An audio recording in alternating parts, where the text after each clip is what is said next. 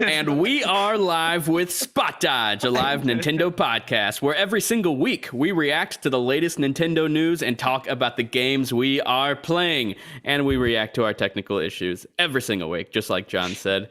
Today with me is Mary Stowe, social media manager and host here at Destructoid. With her is John Frisha, managing editor at The Escapist and indie developer. Then we have Greg Vargas, or Dynamite Giraffe, over on Twitch, and he is a writer over at PC Invasion. And then the King Daddy Dilf of the podcast, Brett Larson. Yo. And I also have to mention Eric Technical Issues Weinchart. How do you say your last name? I still don't know. I've known you for 10 years. I don't even know how to say your last name. So yeah, guys, let's hop on into the news. I like that quick intro though. Yeah, I should probably do that every week just to get it out of the way. And so intros are nice. Yeah. Okay, let's. Yeah. All right, Brett. We've seen the Resident Evil 4 remake extended gameplay. It looks pretty awesome. What are your first thoughts or first reaction after seeing that gameplay reveal? Yeah, I'm actually glad we had that little hiccup in audio because I wasn't expecting you to throw it to me first last time. So I was like completely lost in my thought. I was like, In that case, Mary, what do you think of the Resident Evil? No, I'm good now. So I actually just watched that extended gameplay today. I hadn't seen that before, like an hour before the show. So it was freaking awesome, man. Like, I think it stays true enough to the original from what I've seen and does enough things differently to where it's going to almost feel like its own thing, but still be true for like the Resident Evil 4 purists like yourself. I mean, I think it takes balls to touch a game like this and remake it where it's such a beloved game because so many people swear by this game. And if they don't nail it like out of the park, then they're just going to get shit like left and right for it. So, but they've done such a damn good job with the other two remakes, 2 and 3, that I have to believe that they're going to knock this one out too. But a couple of things I thought was cool, and maybe we knew this before, but I didn't realize this before, is there's almost like stealth sections. Like he can crouch behind like crates and stuff. And I was going to bring that up. This is the first Resident Evil where you crouch, I believe. Yeah. I saw that and I was instantly like, whoa, because like maybe in Revelations 2. I vaguely remember crouching in Revelations 2. Doesn't the second player crouch in Revelations 2? Possibly. You don't? Yeah, maybe. I think there is a crouch button in that game, but none of the mainline games. I could crouch in Resident Evil 7 because I was in VR. Oh yeah, hey, you were that's in true. the world. It is true. You could do anything you wanted in Resident Evil 7. Yep. Yeah, so I'm curious to see like how far they take the stealth. Like, are you going to be able to sneak up behind an enemy and like stab them with a knife or something? I think that might be taken a little bit too far, or if it's just strictly to hide and then pop back out and shoot them, So that looks really cool. A couple of the enemies just look freaking creepy as hell. There's that one enemy it's showing with the guy, his neck is all broken and hanging off. I was like, damn, that got me excited, man. I think it looks amazing. Yeah, I am very interested in the crouching. You might remember, a lot of people forget this, but Resident Evil 4 actually has third person like sections where you're crouching behind something and you're popping up like Gears of War. Like there are a few sections like that in the game. So I'm wondering if maybe the crouch is just a modernized version of that, like crouching behind something and then popping up and shooting. I could picture that. One thing I wanted to say before you kick it over to someone else. I am not looking forward to the minecart section when this game comes out. That's going to be awesome. I hated that section so much. Wait, did you really hate it? Yeah, I just kept dying. Like one of my favorite sections. When there's like the 3 guys with chainsaws, you're trying to like fend them off at the same time, and you only have like a few shotgun shells. You just gotta shoot them before they get there. You don't even have to fight them. No, I know. I ended up finally figuring it out, but like I died like 4 or 5 times. I was like, fuck this. I'm never gonna get past this section, and then figured out what you have to do. So yeah, I'm so glad I actually got you to play the original for the first time like recently. Yeah. That's really awesome. Me too. But yeah, we got to look at like El Gato or not El Gato, El Lago, the lake in Spanish, and then El Gato is the El Gigante. our Yeah, Elgato's recordings. a streaming thing. And then we saw the El Gigante, the giant, which was really cool. It looks creepy as hell. And I'm very excited for all those things. But I won't go on my rant yet. First, I'll toss it to Mary. What did you think about this gameplay reveal for Resident Evil 4 Remake? It looks beautiful. Like it's I like the first like at least minute of it, I was just staring. I was like, it just looks amazing. But then we heard like a very quick little quip from Leon, like the bill me later for the damages. And I was like, that was great. like I was like, that made me like so happy because I was like, okay, maybe that means they're gonna keep some of that cheesy, corny dialogue that it's corny, but it's what makes Resident Evil like really good and really fun. So that made me happy. But then the chainsaw dude sequence, I was like, I can't, like, did he always have eyeballs and I just never noticed?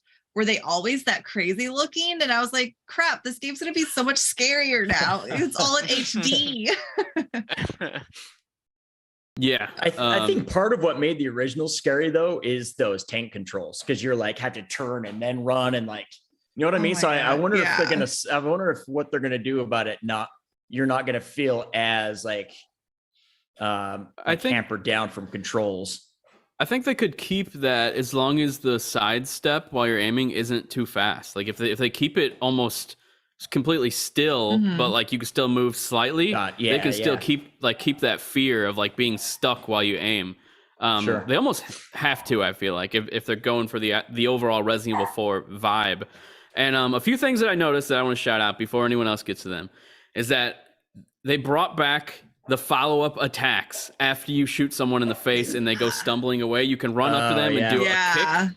Yeah. So I'm assuming, can Leon still suplex people from the back? God, I hope so. Better. Amazing. And I'm really hoping that they keep the knife that's nice and quick, maybe even quicker. Like you shoot someone and then you kick them, then you run up to them and start knifing them to conserve ammo. That's like a staple of Resident Evil 4 in the beginning. If you're like a Resident Evil 4 veteran, like you use that knife so much without using any ammo. I really hope that sticks around.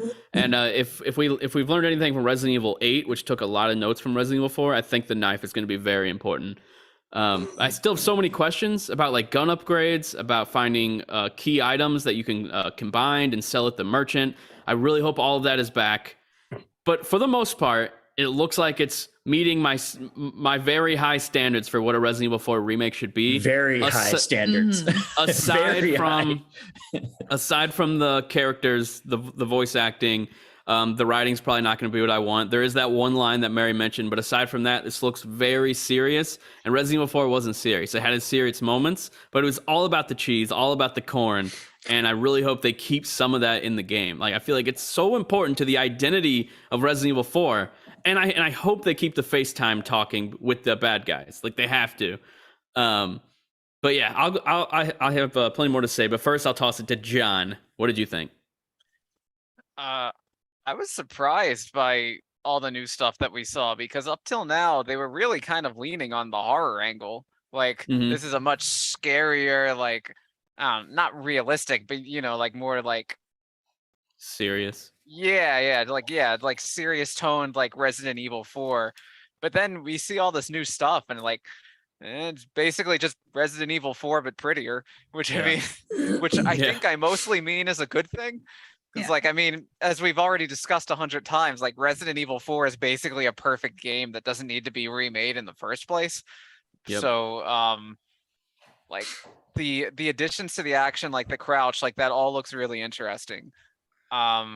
I'm just wondering now, like, if all of a sudden they are actually going more down the original direction, then even more so, I don't understand why this game exists.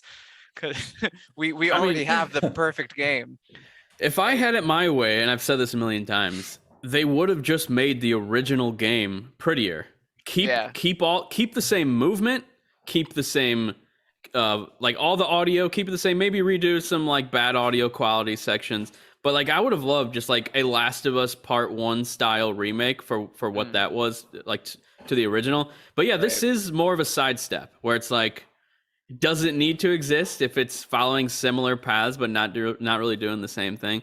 I feel like a lot of people that are younger would be like, yes, we need this remake. But I feel like people 30 and older are going to be like, Resident Evil 4 is perfect. Maybe we didn't actually need this brand new remake. Because there's a big difference between remaking Resident Evil 2, a fixed camera angled game from the 90s, and then Resident Evil 4, which like spearheaded third person over the shoulder aiming and really doesn't feel all that bad after 30 minutes to an hour. Like, Yeah. I feel like it's a little overblown. People saying Resident Evil 4 like has aged so poorly. I really don't think it has. But sorry, I keep going on rants. John, keep on going.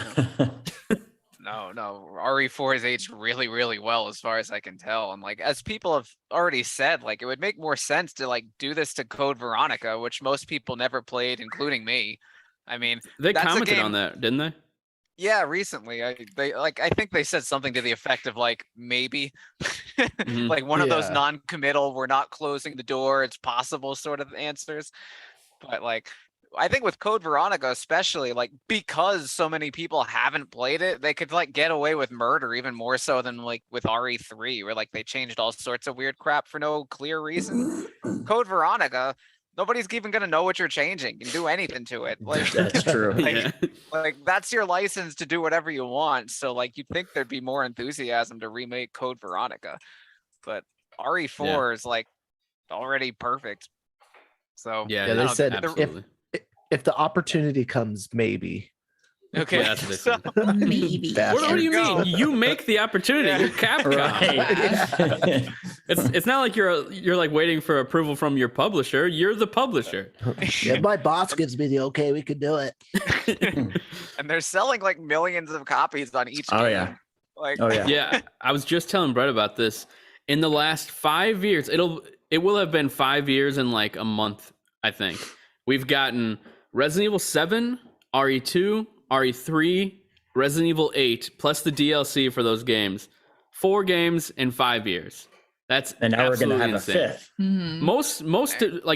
Most companies do like one game, like nowadays at least, not back in the day, but like development cycles and whatnot take forever now. So like most developers, they're doing like one game every 5 years. I mean, like Yeah. look at Gotham Knights. It's been 10 years since their last game, which is wild. But yeah, so the fact that they're cranking these out so fast, they're of such high quality, and you like the production per square inch in these remakes is just out of this world. Like they look beautiful. They're some of the best looking games out there, and they're just cranking them out so quick. It's absolutely insane. John, any other first impressions or thoughts on Resident Evil 4? I mean, I think it looks awesome. I don't fully understand why it exists now that He it's just- like back to this action angle, but like it does look fun. Yeah, and they are adding like you can now counter the chainsaw with your gun or your knife or something, Yeah, that's like- hilarious. which is funny. I had to go Which I back feel and like watch kinda that makes it several less times scary. to see that it is the knife, because it really looks like it's the gun. It's just that there's no animation to show that it's Yeah, deflecting true. with the knife. Yeah. Maybe Okay, it's yeah. like only Confused once me. you can do it. Yeah, I really hope. I mean, I like that already. Right there is like that removes a huge fear. Like when he catches you in Resident Evil 4, you're done. Like Yeah. you're Still dead. scared of him. I feel like it's not gonna be as scary unless they're like making it so that when you die, there's like more, like there's more of a reason to like to be scared if you die. But like Resident Evil's never done anything like that. So yeah, I just feel like adding that was kind of dumb. But I'm gonna continue to criticize this game to the highest degree possible. So I'm just forewarning to everyone. This is a different beast for me. Like this is a remake of my favorite game ever. So like every little thing I'm gonna notice if it's different, if it's something that's slightly off, and I won't even rant about the characters, but a lot of them are not giving me vibes of the previous iterations, like at all. I do like, however, how they're focusing more on the infection in their bodies, because Resident Evil 4 does like a Yeah. few cutscenes where like Leon passes out, but then it's never really like they don't really pay much attention to it. Sooner or later, you take the virus out of your bodies and then you escape. But this game looks like it's really affecting, especially Ashley. We saw. in the Yeah, I was trailer. gonna say Ashley. So Yeah, her veins are like all black, and you can see it coursing into her like face and neck. Yeah, that Yeah. looks cool. Also, one thing I wanted to point out, Ada, they're using the same character model, which is great. Looks like a great version of Ada, but her voice As a sounded red-blooded different. male, I'm very happy about keeping that. Her voice it didn't sound like Ada from Resident Evil 2 Remake. And I actually, that was like one of the big voice actor things, because I hated most of that. But Ada was the one character that I was like, she's almost perfect. I would have preferred Ada from Resident Evil 4.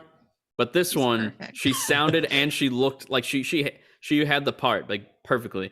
But her voice sounded weird in the trailer. It's kind of sounded like, I don't even know, like just a generic voice. Like it didn't sound like the other Ada. Just some lady. It sounded like a very, I don't know, like it's hard to explain. Just is I don't know. Let's just move on. I did notice. Yeah, no, random NPC voice. The tone to seemed a little different. Yeah, it just sounded different. It sounded a little more like a girl at a shopping mall to me. Yes, or like someone who would someone who would like. I was going to be like, oh, it's me, but then you said that, I was like, maybe not. So I'm gonna be pretty mad if they recasted Ada, because I was like they keep recasting characters, and it's like, what actually matters, Capcom? Because apparently the characters don't matter to you. The continuity doesn't matter. The faces they've kept the same since RE2 Remake. Except so that's for Chris Redfield. Chris they changed to fucking boulder punching Chris. At least Redfield, they changed him back though. At least That's true. That's true. Like Resident Evil Chris, we just don't even talk about him. Like, what a terrible.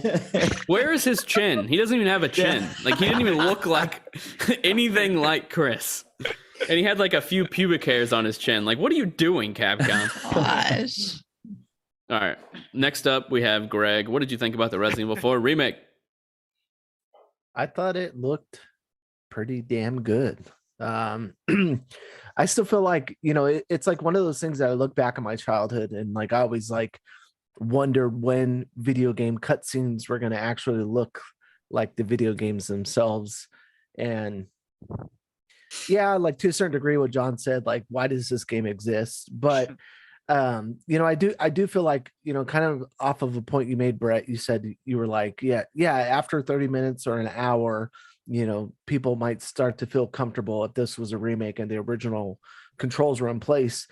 But I think you have to think about like the modern era of gaming, the new generations of gamers out there. You don't have an hour to capture somebody's attention to get them to play. Like you have to modernize some aspect of it, or give it a brand new coat of paint, or build it differently to really capture someone's shortened attention span. And I think that in this case, they've kind of a lot of the elements that I saw in the trailer, just like it felt like, yeah, it was more the same, but it also felt more modern in a lot of ways. Like, when it came to like the lighting, the movement, the animations, the controls, the character designs, like, but I still felt that original sense of like being tense or like terror. And I wasn't even playing, as you go through the village and more villagers are coming after you, and you're like running through houses and jumping out windows and climbing up roofs and jumping off roofs, and you jump down and people are in your face and the chainsaw guy's right behind you, and you're just like, oh fuck, like, where am I going to go? Am I going to actually die? But I do agree with that though, that you said, using your gun to block it. I really do hope it's like you only get to do it once. You can't just keep pairing it over and over again, because that does take the suspense away from the chase. And I just remember, playing the original for the first time and dumping, so many rounds into him just to drop him, and like trying to, manage space and run in and out of buildings to stay alive. So to that degree, I hope it isn't, but shit, who knows? It could be like a original difficulty or some sort of option in the menu. But overall, man, I didn't think I would be this excited to play Resident Evil 4 again. I picked it up when it originally came out, played it, I don't know, like 7 or 8 times, and then I really haven't touched it in quite a while. But this I love this Resident Evil revival, the last couple of games, and I just enjoy the fact that this is coming out again. And even if it is just a new coat of paint in terms of graphics and environments and changes to animations, I feel like it's great for a new generation to get to experience this, but also for myself to get to experience it again. I'm very much looking forward to it. The trailer just got me amped. Yeah, like a part of me is thinking like, I'm really glad that people are finally gonna experience this Resident Evil game, but it's like, it's not the Resident Evil game I wish everyone experienced. I just want them to play Resident Evil 4, the original, because there's no way that this game, I mean, there's no way this game tops the original. Like, there's just simply no way. Like, I don't even. The problem with that is like, I have a perfect example. Like my son, he's 13. And I played Resident Evil 4 last year, and he walked in on me. He's like, "What is this?" And I was like, "Resident Evil 4. I haven't played it before." He's like, "Huh? Well, I want to play it." And I'm like, "All right, I'll set it up on your PS4 for you." And he played for like 20, 30 minutes, and he couldn't play anymore because he hated the controls. So, like, someone that's younger may not have that kind of patience that we did when we were younger, because that's all games were, is that kind of style. And you had to be patient with games. And now they're so used to like quick turn, like free flowing aiming while you're running and crouching and all that stuff, to where, you know, like he just didn't have the patience to sit through it. So to Greg's, or someone made the point where for the people that have played the original that want to keep those tank controls, maybe it's good that they don't have them, because newcomers may not stick around that long, because like you said, you got to make an impression in the first half hour to an hour if you want someone to really dive into it. So, but maybe sorry. No, I was just going to say, maybe they would do this. Like maybe they would have a mode where it has the original controls. I was just about to say, it would be really cool if they had the original like controls where you can't move and you aim, and it actually isn't like a normal sights. It's the laser. Like from Resident Evil 4, like not your typical sights. I would definitely play it that way, without a doubt. Oh my god, I wish they were doing that. That'd be a great surprise. Let me plug my GameCube controller into my PS5. Play it that way. That'd be awesome. Which people actually gave me crap for playing the GameCube version, because they're like, "I can't believe you're actually playing that. The controls are so bad." And I was like, I'm doing fine. After 30 minutes, it's like people. I always hear these like criticisms about controls and controllers. Like, I'm a console hopper, so I'm on like every device, and like after 30 minutes, I'm used to it. My brain is trained to get used to controls pretty quickly, and I feel like everyone else would be the same just if they just gave it a shot. Like, it's really not that bad. Yeah. Like I played Monster Hunter, the weirdest controls in the world. Yeah, I hated that. Yeah, I quit that so fast. And I completed it. I could not do Monster Hunter. No. I got used to it, and I completed the main story campaign thing. And so yeah, I mean, it's not as hard as what's people so think. weird about the controls? Like what's so everything. They suck. Everything, dude. It's the worst. It's so weird. I played was it Try on the Wii? Oh yeah. Yeah. Talk about weird. Whenever I was younger, I always wanted to get that, but never could. Try? I was gonna say, I played Metroid Other M on the Wii. That's wonky. Yeah. I just played that this year. I would much rather play that than Monster Hunter. Mm-hmm. Yeah, but I actually like you were like saying, the Metroid controls. What? Oh no, I was just gonna say, like, before this thought leaves my head, which things like this do often. I just feel like it's Capcom tossing the widest net possible.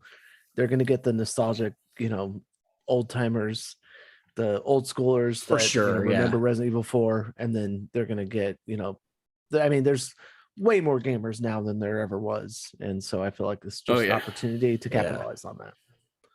Yeah, and I'm really curious what they're gonna do because they're trying to make this more grounded. Obviously, before I get to my next thing, I really hope that Leon still is like acrobatic, because he would do like backflips on the spot, just to dodge like a simple attack. He'd do like 2 backflips in a row. It's like, what the hell? I was gonna say they have acrobatics on. They have that part on the extended gameplay where he jumps out the window and does like a somersault. Yeah, but it was a cutscene. I want to play that. I want to be able to jump out of the windows all the time, not during a cutscene. It makes me think that they're going to keep like the over the top acrobatics in the game too. I hope. I saw that.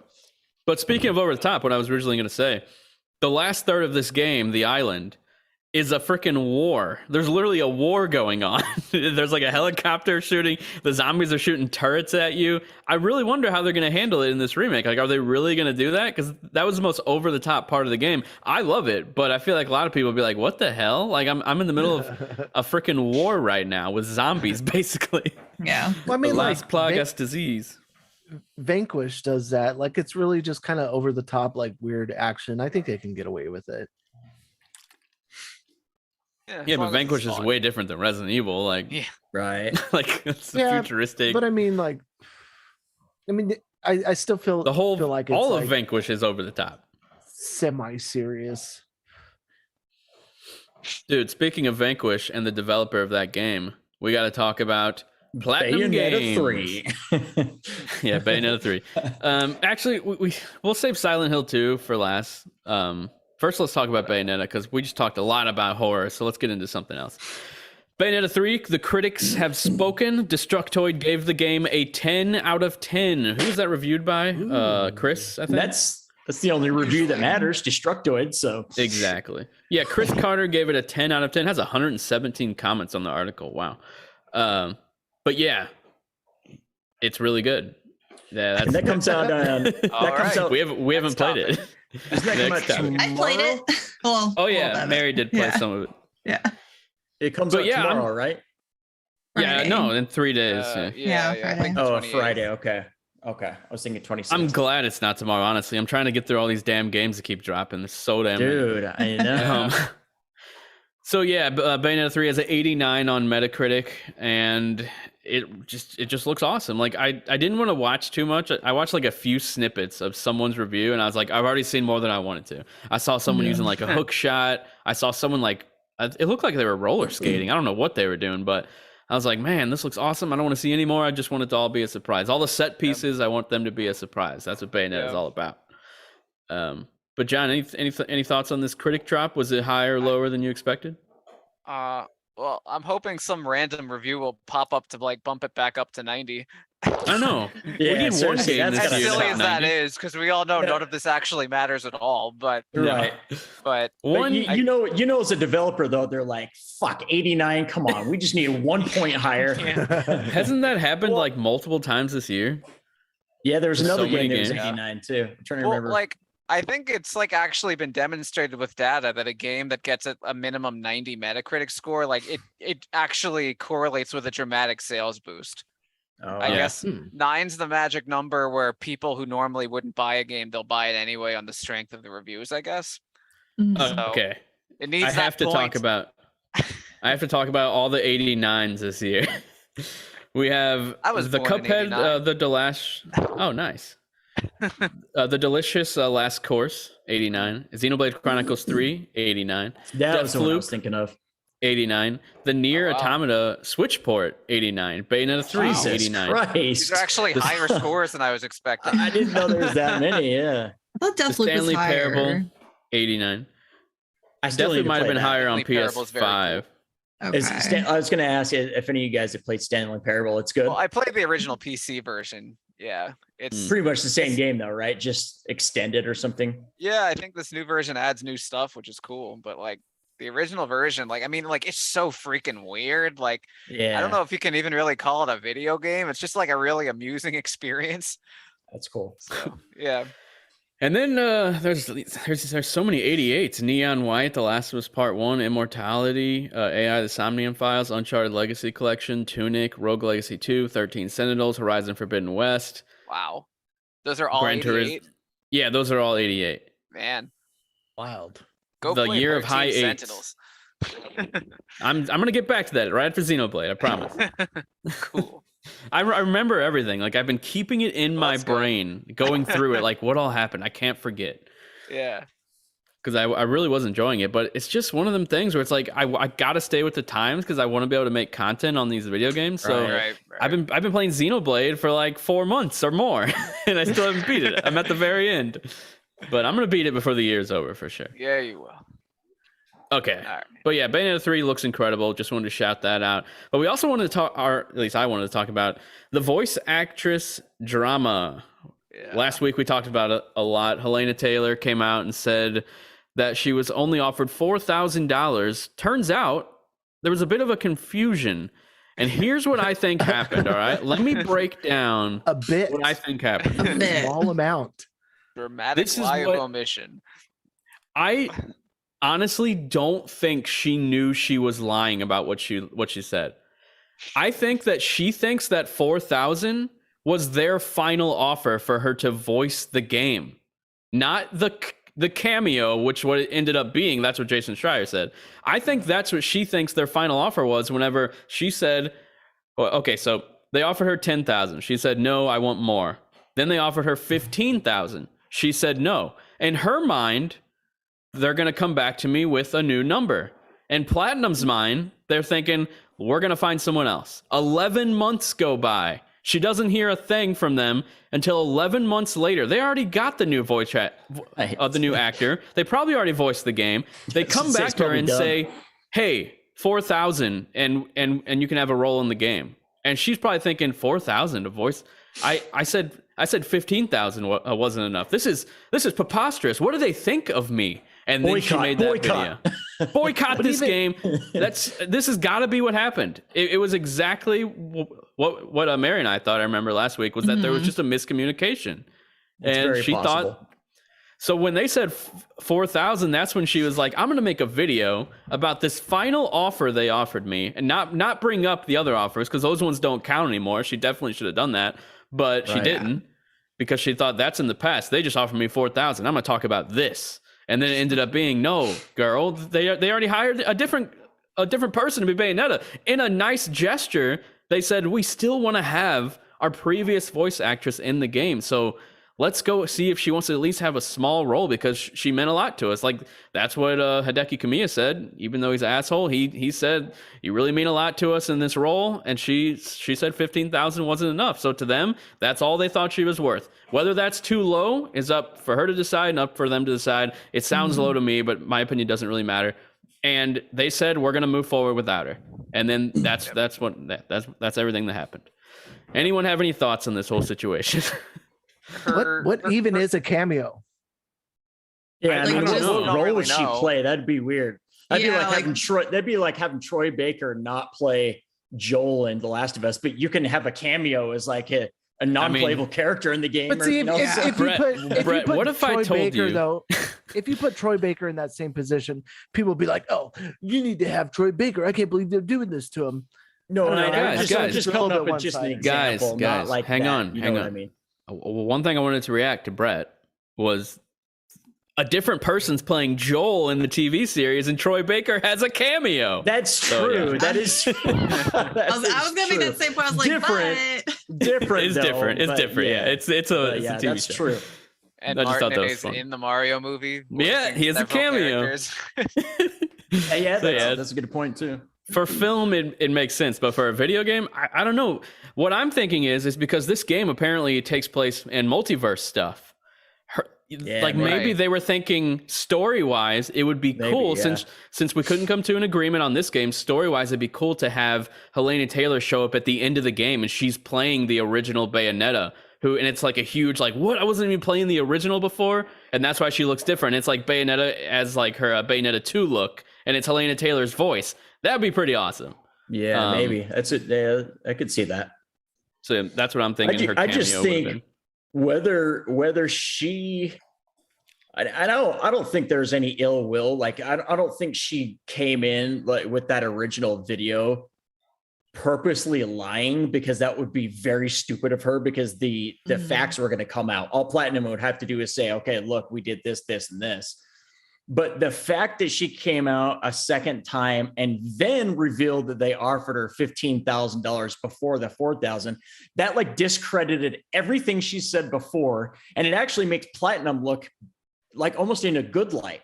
Even though I still think they offered her way too low, they now look like they're in a much better light. And she looks like that people are like questioning her now. Whereas before it was flipped. It was like she was being held on this pedestal like she's a victim, and Platinum was like, people are looking down on them. I think it totally reversed now, because everyone's like, okay, well, what the hell is the truth? Like, you just told us something completely different. So Yeah, I think her coming out with that second video did not do her any favors. yeah. yeah. it's all happening in the court of public opinion, and Yeah. just like a court case, if somebody says, they basically, like, in my mind, this is equating her to like lying on the stand, and she Right. wasn't necessarily lying, because I mean, nobody on the internet has been there, behind closed doors during this whole, negotiation of payment for either of these parties. And not only that, there's the Well, John was there. He just the can't language talk about barrier. Yeah.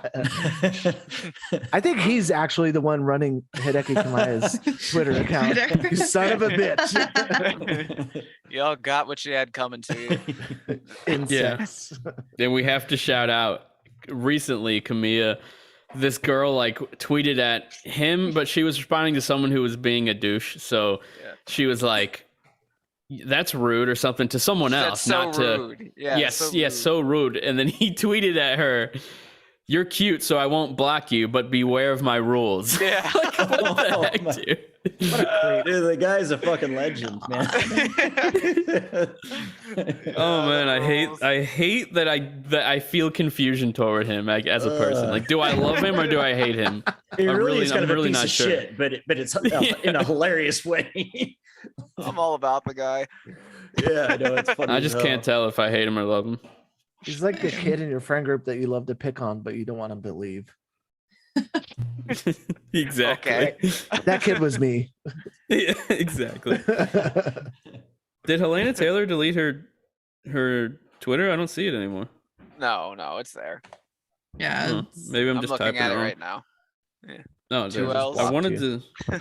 Oh yeah, she's there. I wanted to see how she worded the 4,000. If she said 4,000 general or like 4,000 for a smaller role or a in the cameo. new tweets, Yeah. she said they then offered me a flat fee to voice some lines for $4,000. Yeah, so Some she pretty much lines. admitted Some lines. that it wasn't the full character on the second video, which that's. But I think it. Yeah, I mean, maybe they were like.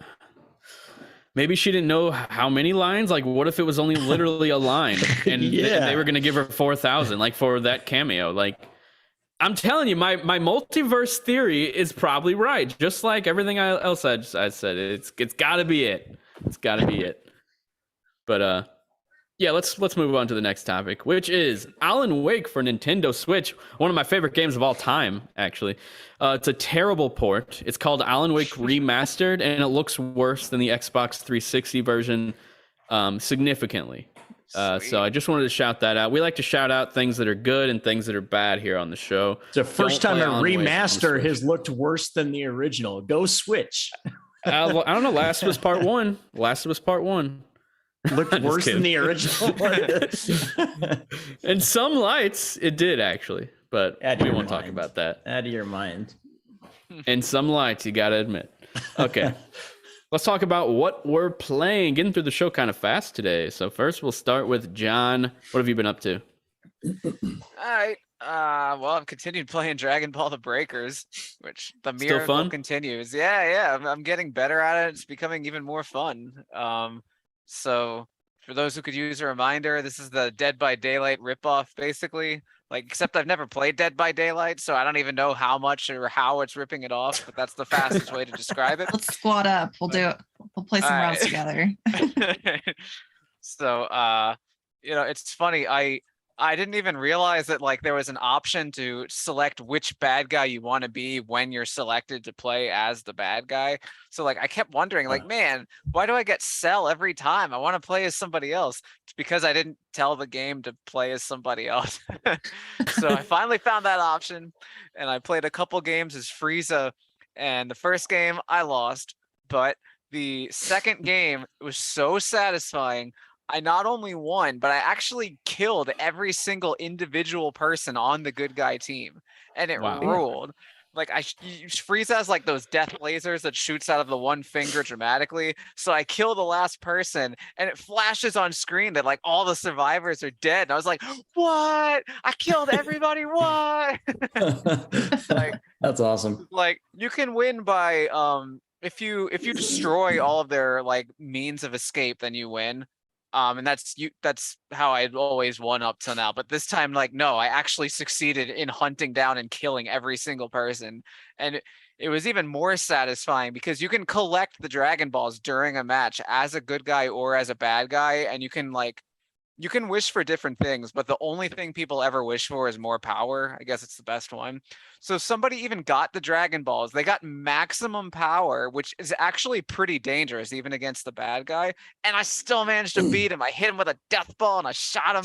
It was great. You all should have been there. You all should have watched it. We should have. But Yeah. Bottom line, I'm really liking that game, and usually games like this I just fall off like right away, but this is something I'm probably just gonna keep playing on and off. Like That's I, cool. I have a hunch that this is not as skill based as Apex Legends with Greg.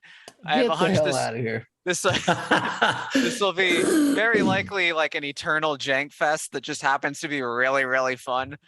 Like it's not even, well, like you can unlock a lot of cosmetics and stuff to like customize your guy.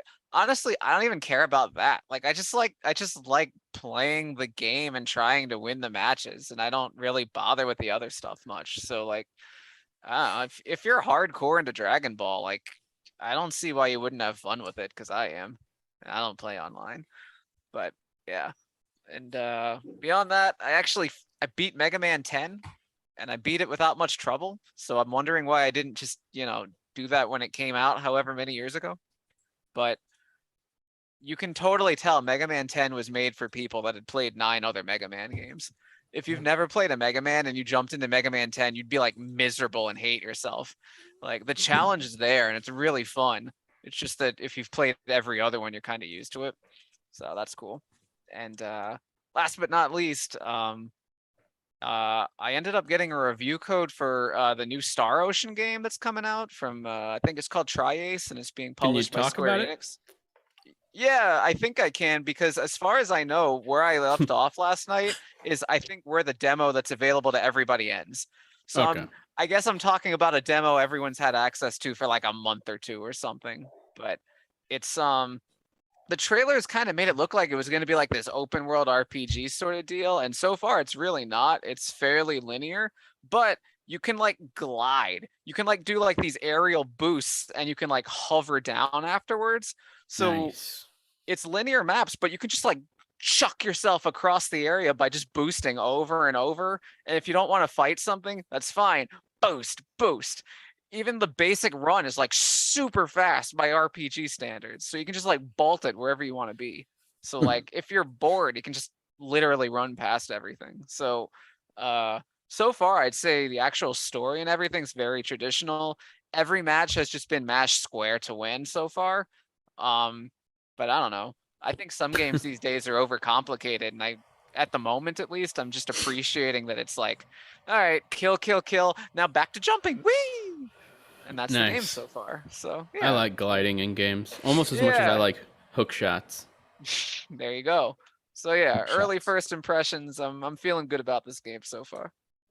Nice. Interesting. Little sneak peek for John's review coming out later this month, I'm sure, or early next month. On the Escapist magazine. Because of our email snafu behind the scenes this weekend, it turns out I got the review code on freaking Friday, and I did not get it until like Monday evening. Of course. So my review is going to be a little late, but it's coming. That email stuff, man, I tell you what, Yeah. makes me want to kill myself. Yeah.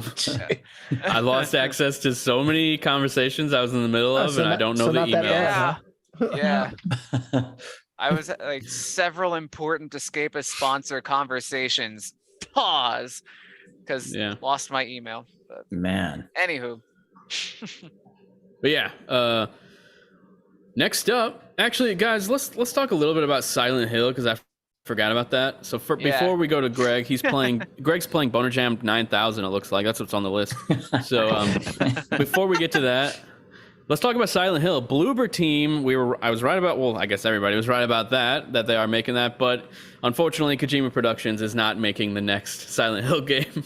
But I feel like this one was that we know That's of. true. But they did announce like 6 or something crazy. But yeah, I felt like this was the most significant one. It's getting Easily. quite the facelift, and to me, it looks like this remake is more of a shot-for-shot like remake, like how I wish Resident Evil 4 was, but it's not. It's more of like because if you look at some of the scenes, even the camera angle is the same as the original game, which I think is really awesome. And I've actually never played the original Silent Hill 2, so I'm excited to play it for the first time, looking all fresh and beautiful. But is anyone excited for this? Mary, you're a horror person, right? What do you think? Silent Hill's too spooky. Silent Hill looks too spooky for me. Like, I guess I've never actually played a Silent Hill game because I saw the movie when I was probably way too young to be watching the movie, and it terrified me. So I've never touched a Silent Hill game. I will say though, I was pleasantly surprised. I did watch the entire presentation. I thought it was going to be like a teaser trailer for one game and then a 45-minute conversation about a Netflix series, and those were my expectations going into this. And then they're like, here's a really in-depth look at Silent Hill 2 remake. Here's a trailer for this. Here's a trailer for this. And I was like, oh, like y'all have a lot of stuff going on. This is an like, event. Yeah, I was like, I was really shocked, like pleasantly shocked that they showed a lot of games. And so, and like I texted one of my friends. Yeah, that's what I thought. I texted one of my friends and I was like, how are you doing? And he just like all caps, just like screaming and like emojis. And I was like, that's how Silent Hill fans are right now. Yeah, which is crazy to think about. The fuck Konami I forgot about that. Tweets. Yeah, that enough time has passed. How long? Yeah, that everybody forgot about it. Yeah. Mm-hmm. But yeah, this is coming from Bloober Team, which Brett Larson is a huge fan of, and I've become a Blue-lever. That's what I wanted to say. Blue Beaver? Blue Bite? Blue No, Blue Weaver. Blue Weaver, yeah. So I would call them Team 7 out of 10. Definitely. You made that joke last time, John, and I don't appreciate it, okay? But guys, every once in a while, you know, it's nice to play a 7. You know, it's like sometimes you just need it. You need it in your rotation of games so that the other games feel more special. That's what Bloober Team offers to everyone. Is you play a 7 out of 10, and then you can go play something better. But yeah, Brett, what's your hype level for this? I'm excited, as you mentioned. Like, I'm a big fan of Bloober stuff. It just in the last like year, I've played both Layers of Fear, the medium Blair Witch, and gosh, what was the other one? The Observer. And the Observer is actually the most recent one I played, and I really, really liked that game. I thought that was gonna be my least favorite, and it was actually fantastic. So I'm excited for it. You know what I'm actually really interested in is that Annapurna Silent Hill game. Like that's got me very interested because I pretty much have an idea. Yeah, I pretty much have an idea of what the Silent Hill 2 is going to be and like what Bloober is going to bring to the table. But I'm really interested in that because like Annapurna is like one of those teams that just like has been nailing so much lately. There's so many Annapurna games that I've just loved recently, and I wonder what it's going to be. Yeah, they're a publisher. Exactly. The developer is No Code. Right. No Code. What have they done? Anything we know? Stories Untold and Observation, and I've played neither one, but I know people really like them. Yeah, I've heard that was good. But yeah, that's awesome. I really liked the last third of Blair Witch, and I thought the medium was good. A lot of people did not like the medium. I felt like I knew what the game was before I jumped into it. I knew that it was literally warned you in just the title. It's medium. Yeah, it's a medium game. It's just a walking sim, basically. Like, and that's okay. Like, you're just experiencing the story, doing a few puzzles along the way. Like, I was completely happy with that game, and I thought visually it actually looked really cool. And like the two scenes at once stuff was really cool. Yeah. And at the time they said it was only possible on modern hardware, so it was like, ooh, that's a reason to play this game because it's only on the new console. But yeah, Greg, John, either are you excited about this, or you guys Silent Hill people? Fuck yeah! Like, okay, speak. No, I was just gonna say that I'm glad to see this franchise, you know, revived. I'm glad to see that enough time has passed that people have forgotten about the fuck Konami movement. I'm also glad to see that, you know, once again, another game coming from the depths of older console generations coming to new light with new hardware. And, you know, a lot of, I think it's just the, like we talked about this concept before about, you know, how much your brain on older games filled in a lot of the hardware limitations and visual limitations with For sure. with imagination, and so I think this is just like another way for it to, you know, kind of reimagine those scenes in your head that you thought were scary and make them even more, you know, tense. I again, like Mary said, I was very surprised at the depth of this presentation.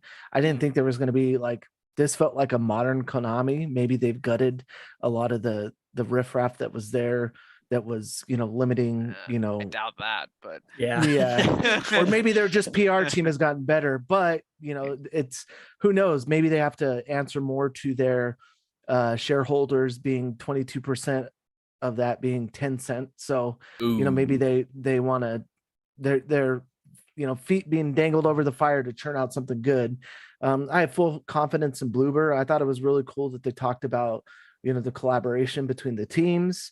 And then, yeah, the new Silent Hill to come, and I'm really excited. The new generation of gaming is still, you know, paying tribute to all the games that have come before it. So excited.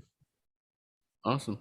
Oh yeah, John, before you give your thoughts, I wanted to give a shout out to Greg Vargas, who got married a few days ago. Round of applause, everyone. I was gonna say, what's that on his finger there? Oh. Unfortunately, he's the one that got away from me. I'll get you one day, one of these days. John, what are your thoughts? I think Greg's marriage is great, and I don't know why you said all those bad things about it. 7 out of 10. 7 out of 10. The medium. So yeah, if you recall last week, I thought I was being really optimistic because I said, like, I don't think we're gonna get just one new game. I thought we were gonna get 2 new games. 2. Turns out we got 14. Still, like, way low. Yeah. Yeah. We got like 3 games. We got a movie, and we got like whatever that weird ass interactive like Twitch sounding experience. I'm kind of interested in that. I'm kind of interested. Yeah, like on paper it sounds neat, I guess. I don't know. I think it's going to be co-op-y because the Dead by Daylight team is helping them with the behavior. So that's why I was like, co-op-y, like some sort of like PvP, you know, thing. I don't know. I was like, but they got behavior with them, who is known for Dead by Daylight. Right. I mean, the best summary I saw of it was like just some random social media comment that just said, Twitch plays Silent Hill. That is the game, whatever it is. Basically. Whatever it turns out to be, it sounds like Twitch plays Silent Hill. So, you know, we'll see. But yeah, like it seemed like there's gonna be like voting on like story beats and stuff on like choices you make. Yeah, and they're really emphasizing that whatever happens, this is the new Silent Hill canon. As like if they can't just ignore it later. Right. Yeah, exactly. like who cares? Like as if they've had a new Silent Hill game for the past decade or something. Like. Yeah, it's a novel concept. But I just think it's funny that like it can be up to you if Tommy from Wisconsin dies in this alleyway or in this park. Like just see like the development team's like, we can't change this. They decided this on a Twitch stream. We can't change this. Yep. We're scrapping everything now because he died in the park. But sir, everyone voted for him to die of diarrhea. We can't change it. Yeah, so we'll see how that goes. But I think Silent Hill F, which is a very amusing name, like I think that looks the most exciting to me. Like the studio's what worried me on that one. Is that like 1960s Japan or something? I think that's what I read. Yeah. It's so like, dope. Like cool. during the actual event itself, there was so much like stuff that like it didn't even dawn on me till way after the event. It was like, oh yeah, that was set in Japan, huh? Like that's not a normal thing for Silent Hill. Like that went really completely over my head in the big rush. But like I mean, just visually, like even though it's really no indication of what the game's actually going to look like, but like the visuals they offered up looked really cool. So I mean, there aren't many games I can think of that take place in 1960s Japan, and I feel like we need more of that in our lives. So agreed. Yeah, so just everything I've seen to that, just like it looks enticing. So I'm excited to see what they do with that. But yeah, to your point, Brett, you're right about the developer. Apparently, like this is the reverse development team, the Resident Evil multiplayer game that's not out, but it's out today. out in like 3 days? I could have sworn I just read a tweet that says it's available right now. Oh, is it a beta? When does Village Gold come out? 28th. Okay, yeah, I thought it coincided with that. I could have sworn I just saw a tweet that says it's playable right now. I don't know. Oh, early access is a thing. I forgot I played it. They had the didn't they have an open beta before for Reverse? I'm almost sure. Yeah, they did. I want to say they did, yeah. But I remember I played it at one. Yeah. Or maybe it was a closed beta. It must have really made its mark on you, sort of beta. Yeah, exactly. I can still install it. Nice. Really kicking myself for not getting into that one. Yeah, boy. I don't know.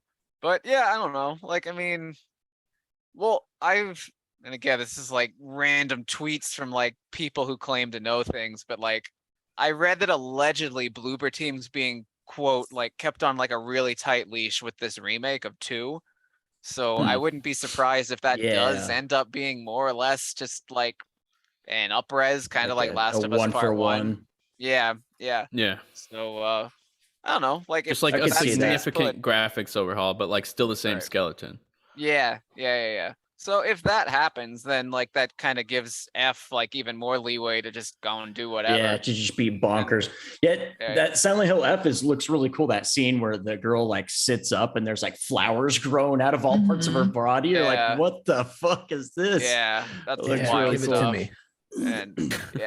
And and lastly, even though we haven't actually seen the thing really, I think even the prospect of a new Silent Hill movie is cool because I liked the original. The original was really good whenever that came out. Yeah. Like the one scene that always stuck with me and made me think, all right, this movie rules now, is where I think it's like the townspeople are like fleeing into a church or something like that to like get away from a monster, but a monster catches one of the humans and in like one rip just rips the human's whole skin off as like one sheet. Jesus. And it's like, and like not only that, it then throws it at the church door and it makes like this slamming sound. It's like, this is like so metal.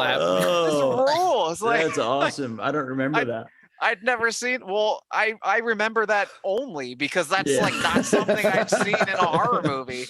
So I was like if they thought of that, like, all right, I'll come back to see more of that, dude. Yeah. So I came out of that showcase like feeling like really good about Silent Hill as a casual observer. I just think it's crazy. We went like 10 years without anything Silent Hill, and all of a sudden on the same day we got 3 games, a movie, they just bombarded us out of nowhere. To use the scientific term, they really blew their load. Yeah, they did. The Harvard term. Yeah. But yeah, it looks. I think Silent Hill 2 specifically, I'm pretty excited about that one, and I'll try to play the first one before that one comes out, just so I at least know a little bit about the franchise, because my only experience with it was playing it at like my friend's house whenever like I went over there. Like I didn't like sit down and ever play through the whole games or anything. I just remember them being pretty creepy. Yeah, like I said last week, I played 3 and I played a little bit of 4, which I wasn't too into, and that's why I only played a little of it. But yeah, 3 was awesome. So yeah, give us more. Yeah. And John, you finished Mega Man 10. Did you want to talk about that at all, or did you already do that and I missed it?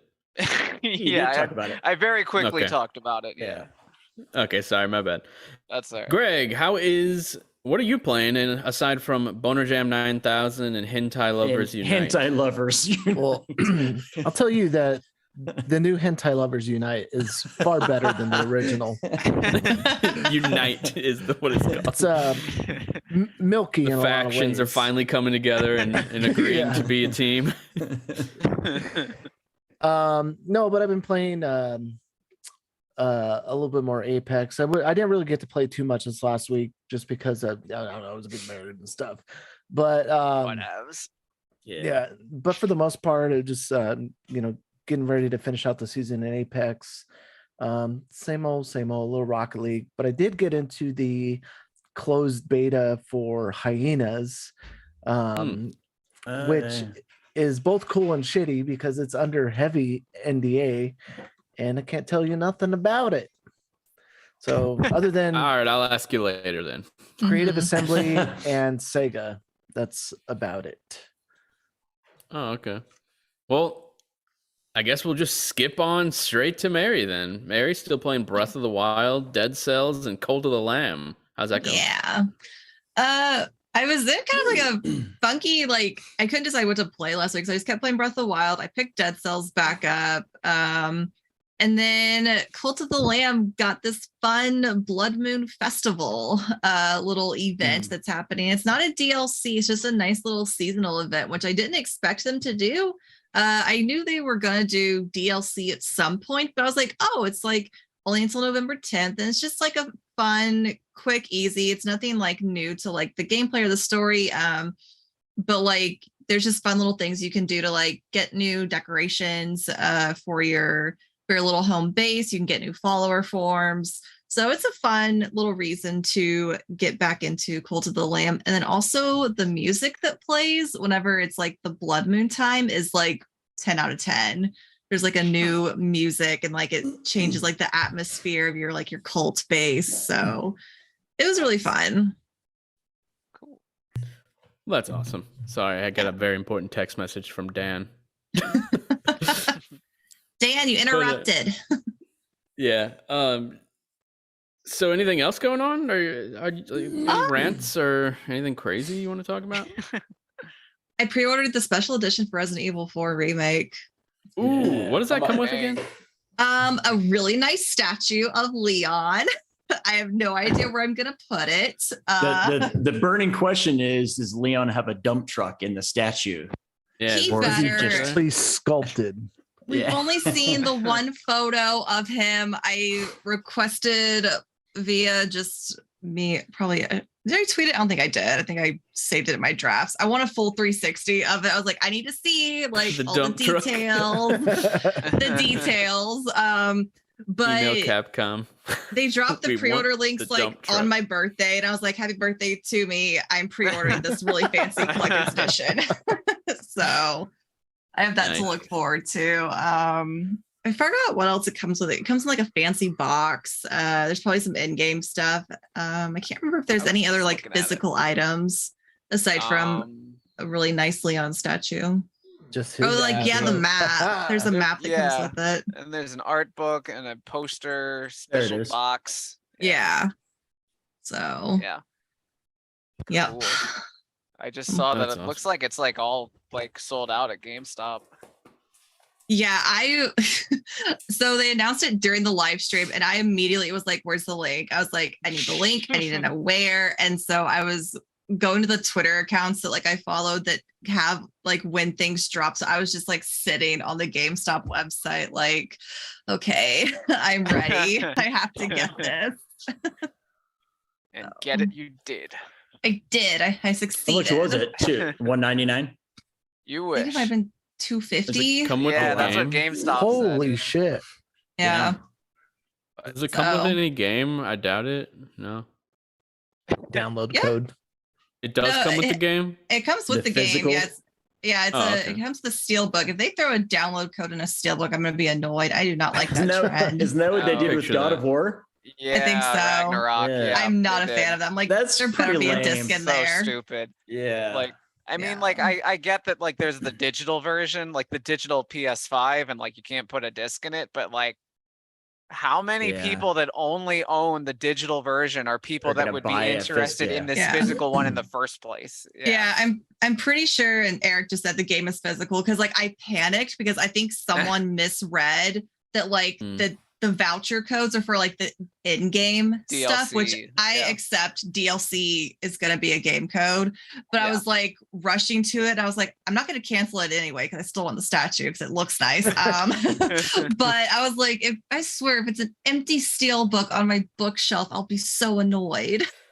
I mean, when it's on your bookshelf, it looks the same. What's the big deal? Right. And now you don't have to go physically grab the game. You can just boot it up and play it. That's so much better. I like physical copies though. I always the say if GameStop sold game boxes that had a digital code in it, I would probably just go to GameStop and buy my games just so I could have the box, but not have to worry about having the disc. So I could think just have Best the Buy digital does that. game. Sometimes. I think 'Cause I'm a digital I think they did that for person. Monster Hunter. For Mm. Rise. Mm. They had the steelbook that came with it. Nice. But I'd rather just sit home and download from the store and be a lazy fuck. Yeah. And then go halvesies with Brett on everything. That's right. That's right. Gotham Knights ain't 70, it's 35 each. That's much better. Right. Which makes it feel a hell of a lot better for it being average. Yeah. Speaking of Gotham Knights, that's what, Brett, you're playing, one of the games. Do you want to talk about that or Call of Duty? No, I mean, I'll just, I guess, run through both of them quickly. Me and Brett almost have like an identical games we're playing this week, because like you said, we game share. So we got Call of Duty on last Wednesday, and then Gotham Knights came out Thursday. So like back-to-back days, we got brand new games. And so I started Call of Duty the night before, and I got far enough into it. I'm like, I'm not going to touch Gotham Knights till I beat this, because Call of Duty games aren't very long. And played that for a few nights. It didn't take too long. Beat that. I'm probably going to have more positive to say about it than Brett, partially because he hasn't done a couple of the missions that are awesome in that game, but I really enjoyed it. I thought it was one of the more solid Call of Duties. The team that did this, Infinity Ward, also did Modern Warfare, the 2019 one, and the Infinite Warfare, which were both fantastic campaigns as well. So these guys just knocked their campaigns out of the park. I really enjoyed that, and I would recommend, even though Brett I'll let him say what it was, but he's had a bad experience on one of the missions that I didn't like either, but it's like bothered him to the point where he's like, I can't play this game anymore. It's like ruined his experience for the rest of the game. I'm like, no, just forget about that part, because there's some really cool stuff coming up. Still waiting on that cool stuff. Yeah, well, that mission, do you remember from the gameplay trailer when you sneak onto the boat? Yeah, I still haven't done that yet. And the freight things are going back and forth, the cargo freights. That part is awesome. I'll say that was one of the cooler parts of any Call of Duty I've ever played. So I played that, and then started Gotham Knights a few nights ago. Haven't played too much of it still. I'm not going to get too far into this because I feel like we could have a whole conversation on this, but I will say, me and Brett were talking about this last night. This is now the second major AAA game that I've played in the last month or 2 months that has had just absolute trash dialogue and voice acting. And yes, it's starting to feel like it's becoming a problem. Like, these games have these massive budgets, and they feel like it's someone just reading from a piece of paper in their office at home with no context on what the game is. They have no idea like what situation the character is supposed to be in. Like, it just, the problem is the rest of the game has been fun. Like the gameplay, the combat, riding around through the city on your bike is really fun. But some of the dialogue is so bad, it completely takes me out of the experience. And that's by far the worst part of it. Everything else I've been okay with. And like Brett said, it's actually kind of addicting. I've been enjoying it, but yeah, I'm playing as Red Hood, and there's a couple moments where you like climb in through a window and he's like, oh, window on the 3rd floor was wide open. Like, just saying something stupid. I'm like, dude, what? No one talks like that. Or like Brett said, I don't want to say what the part was, but it. Yeah. So anyways, just it's funny because there's like these much smaller budget games, and I don't know what budget a Plague Tale Requiem had, because I'm sure it had a much bigger budget than the first one, but I'm sure it didn't have as big a budget as a Gotham Knights or even a Saints Row. Gotham Knights been in development for 10 years, so right. And a Plague Tale's voice acting, at least 5. Sorry. Yeah, Plague Tale's dialogue and voice acting was on par with like a movie or a TV show. It was fucking phenomenal. I didn't like the little boy. He bugged me. His voice bugged me, but Amicia! Like, yeah, Amicia, no. yeah. It's just a little too high. I could have done without his voice, but it wasn't because he was a bad voice actor or the dialogue was bad. It's just his voice is kind of whiny. But like, coming off of playing that game, which has, God, I don't even know what % of the budget that Gotham Knights did. And I play this and it's just very jarring. So that's disappointing. And then I'm also playing Mario Odyssey. I I thought I was just going to kind of put that game down after Disneyland. And then randomly last night, I played it for like 3 straight hours and got like sucked into it. So yeah, I'm kind of playing that as well. So that's what I'm into. Awesome. Yeah, I have a lot to say about Call of Duty and Gotham Knights. Call of Duty, oh man. I've been a big fan of Infinity Ward after they did Infinite Warfare, which is one of my favorite. It's in my favorite games of all time list. Like, that's how much I loved that campaign. And my favorite games of all time list is pretty massive. There's like 50 games on there, but that's one of them.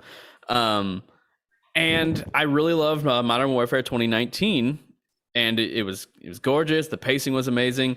So then when this game's coming out, I was like just super excited for it. And I gotta say, like, the campaign so far has been so generic. Maybe it's because I just played the original Modern Warfare 2. I played it right before this one. But it's just so standard Call of Duty, whereas their previous games, they really felt like they were doing something different, especially like Infinite Warfare. You're literally in space. The fan base didn't like that element, but I thought it was amazing. It felt, in many ways, it felt like I was playing like a Mass Effect game. Like, you have like a hub area, like your ship where you can go and like talk to people. It was so different for Call of Duty. Whereas this, I don't mind them going back to the basics and making it like Modern Warfare, but I thought they would at least do something that's really different. Like, even in like the original Modern Warfare 2, like, it starts off, you're on like a snowy mountain and you're like climbing up it and you're falling and like your friend's helping you. It's just like, that's really awesome. This so far has really just been, let's go to a new area and shoot, and then go to a different area and keep shooting. And then they throw in this absolutely terrible, like, satellite above mission. Brett mentioned it, where you're basically controlling these guns from super high up. They had it in the original Modern Warfares as well. And I always thought they were terrible. And I thought everyone knew they were terrible and that they would never bring them back. But they did in this game. And the game does such a poor job, like, indicating where you're supposed to be shooting. So you're constantly just getting killed by these missiles headed your way. You're supposed to send out these, Brett, what are they called? Like the missile stoppers. I forgot what they're called. Flare guns? Yeah, like flare things. Yeah. Yeah, so that sucked. That was annoying. It kept on killing me. I kept on being confused on where I was supposed to shoot. And that mission I just thought was absolutely terrible. But even after that, like Brett said, the game gets better, and I'm just still waiting for it to get better. Like, I did a mission where you're driving a car, which I thought, okay, that's different. You're driving a car in Call of Duty. That's something that's pretty different. And then it's also cool because you get to hop out of the car, get on top of it, jump on another car, and then throw them people out. And like, usually that's pretty fun in games, but in this, it just felt very janky and weird the whole time. I don't know if my game was bugged, but there's no music playing. Yeah. There's no music playing during that section. You'd think it'd be like something like that, but it's just quiet, and you're doing like these action things. I'm just like, this is awkward. It's just weird.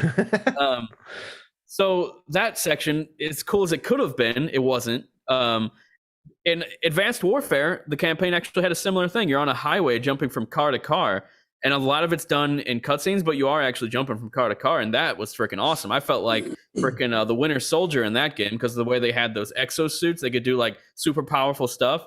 That was awesome. But in this game, that whole section just wasn't good. I'm still hoping that the campaign ends strong. That's what I'm hoping, because I was really looking forward to this campaign. Like I said, Infinite Warfare was just so good, and then Modern Warfare 2019, it was just really fun the whole time. Like, the pacing was so solid, and then this game, I was just looking forward to it so much, and it's been pretty disappointing. But aside from that, Gotham Knights. I actually put out a TikTok today, which I haven't even looked at in a few hours. I think it's probably gone way up in views. It's currently compare it to Arkham, Brett. 105,000 views on TikTok. So that's a really good TikTok today. Jesus. So yeah, people are mad that I'm comparing it to Arkham games. What else am I going to compare it to? Freaking Spider-Man? Like, what the fuck are you guys talking about? Going to compare it to Xenoblade? I compare a Batman game. What the fuck are you supposed to compare it to? Yeah, I compare a Bat Family game to a Batman game. Like, how crazy is that? Like, what? They even made an Arkham game. It's right. Not like it's a completely separated thing. They made Arkham Origins, which just so happens to be one of my favorites. So of course I'm going to compare it to that. And I actually have a little list I'm going to go down, try not to go too long, but I'm going to do basically my TikTok in real time. So here we go.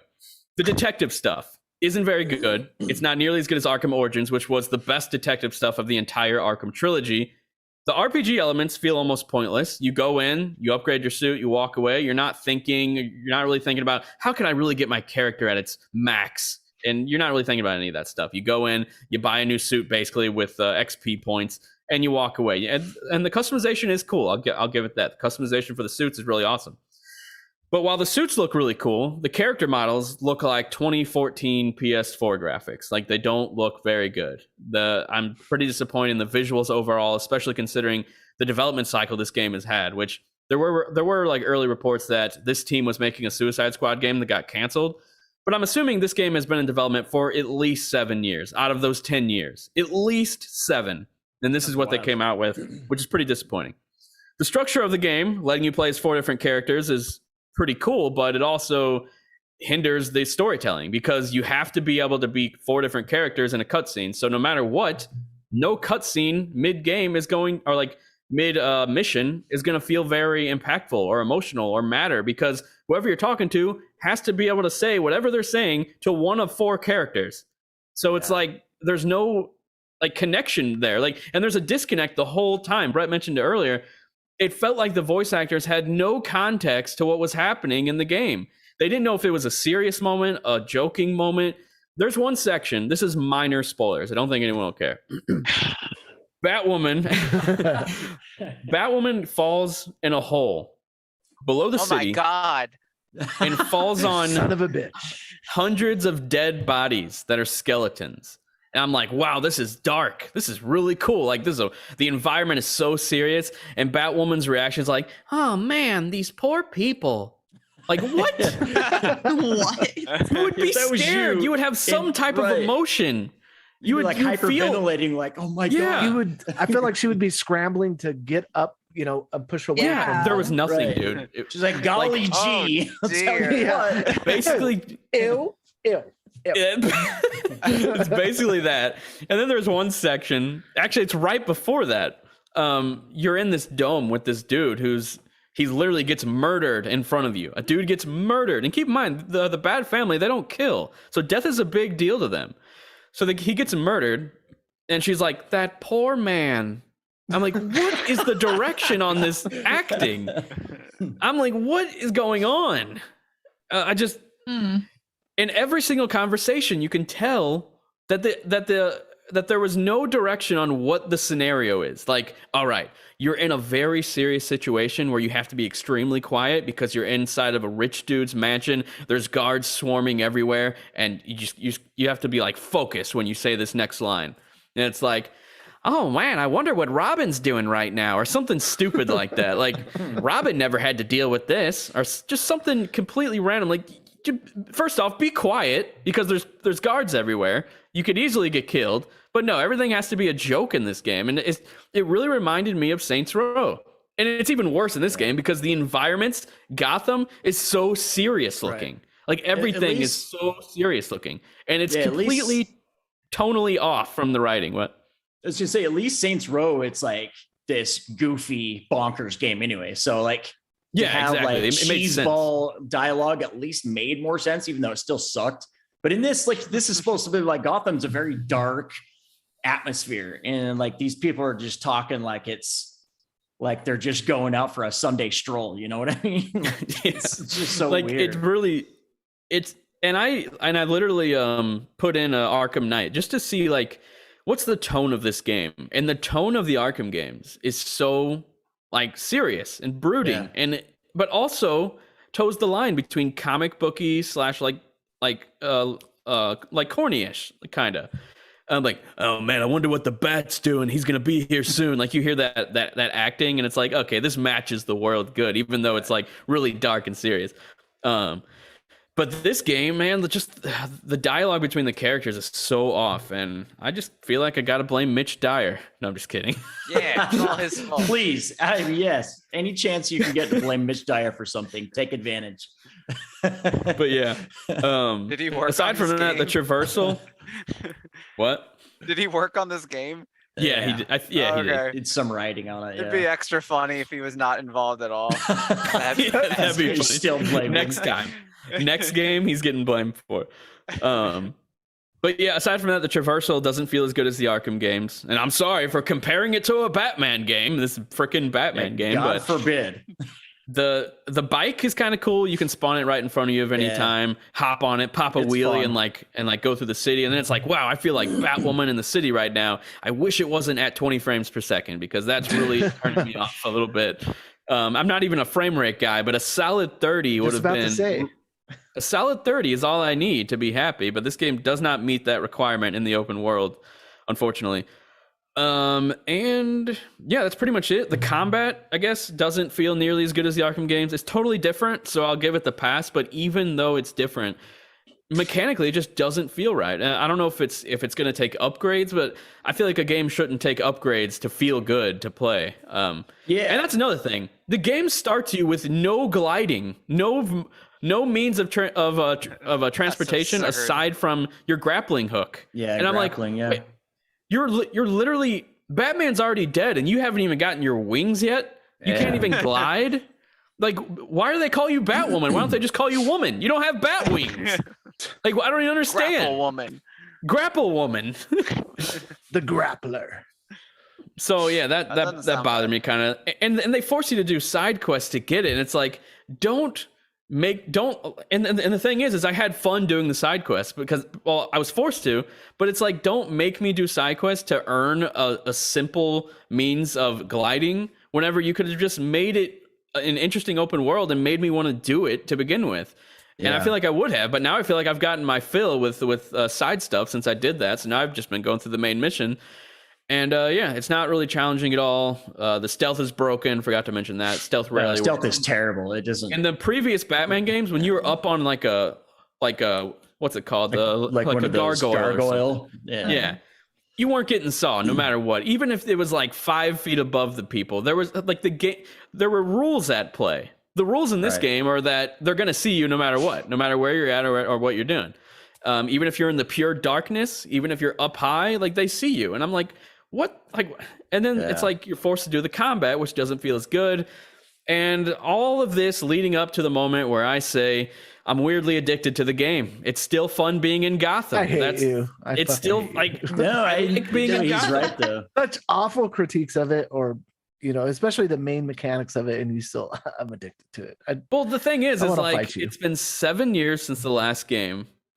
The tone of the open world is awesome. How it's very dark and all that stuff. Graphically, it's hit or miss. It doesn't always look as good as Arkham Knight, but for the most part, the graphics look decent, not like unbearable, like not Saints Row bad. Like Saints Row looks bad. It looks worse than Saints Row 3 remastered. But this game, I would say graphically, it's fine. It would have been nice at 60 frames per second, considering the graphics aren't like mind-blowing by any stretch, but they're decent. And photo mode's really cool. And it's 2022. Yeah, and it's 2022, and that as well. But yeah, I mean, for the most part, just existing in the world is cool. But then, like Brett says, as soon as you get a radio from Robin, it's like the immersion break is like just horrible.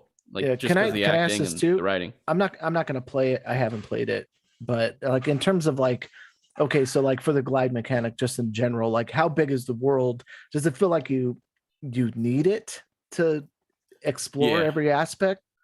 I mean, see, that's shit. It makes it. No, like you don't need it to explore anywhere that you couldn't before. No, because you can grapple anywhere, but it's. I meant like running on a rooftop. So big, make it easier. Yeah. Yeah. No, it's not too big to where the glide is like necessary. You could literally play through the whole game without getting your means of transportation. That's not the bike, which is kind of funny.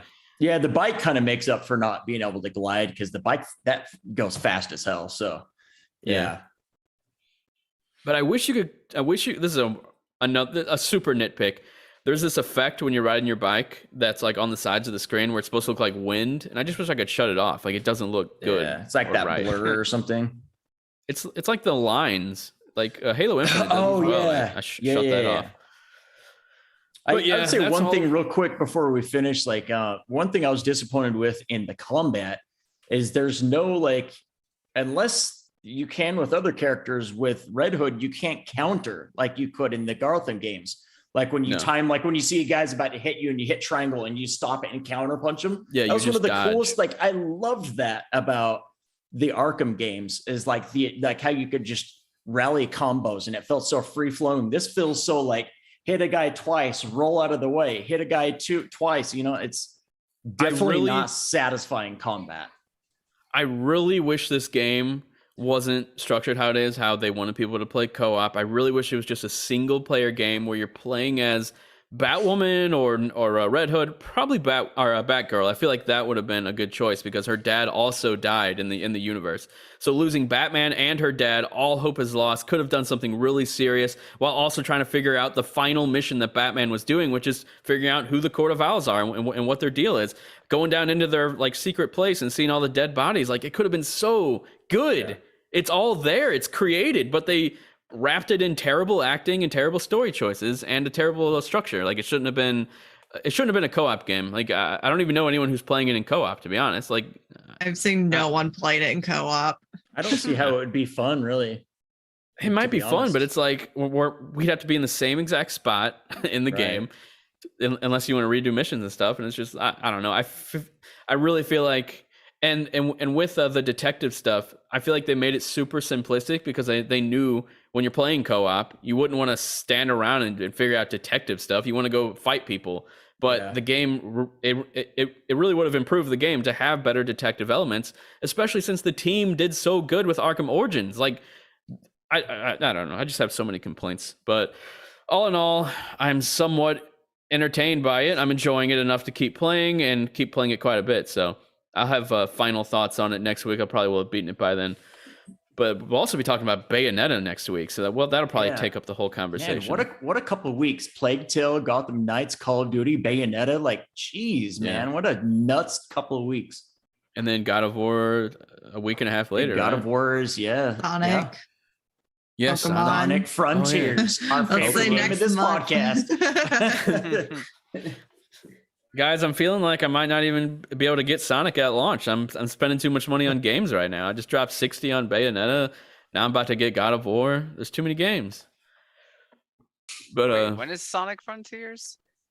November. Same day as the day before God of War, right? Yeah, it's like a day or two before God of War. That's right. That's right. Jeez, these games are really sneaking up now, huh? Yeah. Yeah. I almost forgot about. I feel like we heard about Sonic Frontier like twice a week, every week, forever, and then all of a sudden, I haven't heard anything for a while now. I was gonna buy Bayonetta at launch, but now all of a sudden, just because I'm suddenly playing Star Ocean, I'll probably wait till I'm done with that. So I'm gonna be backed up just from this one game.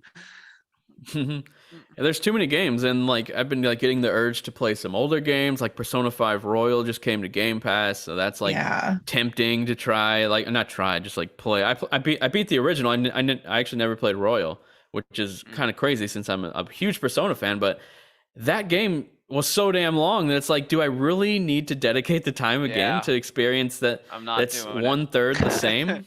Like I'm waiting for Persona 4 in January. Yeah. Mary, did you play Royal originally? Mm-hmm. Yeah. Okay. So we sort of have two different Persona 5 experiences, basically. Yeah. Because I played the vanilla version. So maybe that's why you like it so much, because I love the game, but it's no Persona 4 to me. But I do know someone who said Persona 4 Golden was way better than Persona 5 until they played Royal, and then they said Royal is better. I'm like, what? How? Well, it's funny because I hear people be like, Persona 4 Golden is like so much better. And then other people be like, no, Persona 5. I'm like, okay, I'm just going to have to play 4 and make my own decision. Just honestly, if I were you, unless they change it, you can't change the difficulty in mid-game. You might want to just do easy. I'm just saying that because I struggled with normal difficulty on Persona 4. Like, okay, I had to grind. Now it feels like a challenge. Now I have to do normal. Usually, I don't do easy mode usually. My pride won't let me. With a JRPG, if it's long, I might end up doing an easier difficulty just to get rid of the grinding. I don't remember 4 Golden being overly super hard. Like I think that game was manageable. I thought 3 was harder. Yeah, I mean it was back in the time. It was like 2013. I just got a Vita, and I hadn't been super experienced with JRPGs aside from like Pokemon and some old Final Fantasies and shit. So I was just inexperienced, I guess. But I just remember like being like, man, I gotta do all this grinding just to move forward in the story because I was so enthralled by the story, but I couldn't move forward because my guys were too weak. So I had to go back to the dungeon, level up, and do all that stuff. So I was just trying to help you out to avoid that. But if John's saying it's perfectly normal nowadays, like I was just an idiot back then. I mean, there's definitely some hard parts, but I think overall it's manageable. Yeah. Awesome. Well, this has been Spot Dodge, a live Persona podcast. Thanks a lot for hanging out. We will see you guys next week where we're talking about Bayonetta 3. It'll finally be out. I'm very excited. Brett, you're going to play it, right? Yep. I am. Mayor, you're going to play it, right? I am. Yep. Greg, you're going to play it, right? Yes, sir. Oh, Greg's going to play it. All right. And John, you're going to wait because you're playing Star Ocean. Yeah, it's just a matter of how The fast loser. I can get through this thing. Yeah, it sucks. All right, this is Spot Dodge once again. If you made it this far, please leave us a review on podcast platforms. It would really mean a lot. And if you're watching on YouTube right now, give us a thumbs up. Might help us out in the algorithm a little bit. Thanks a lot, and we will talk to you guys later. Goodbye. Bye. Bye-bye.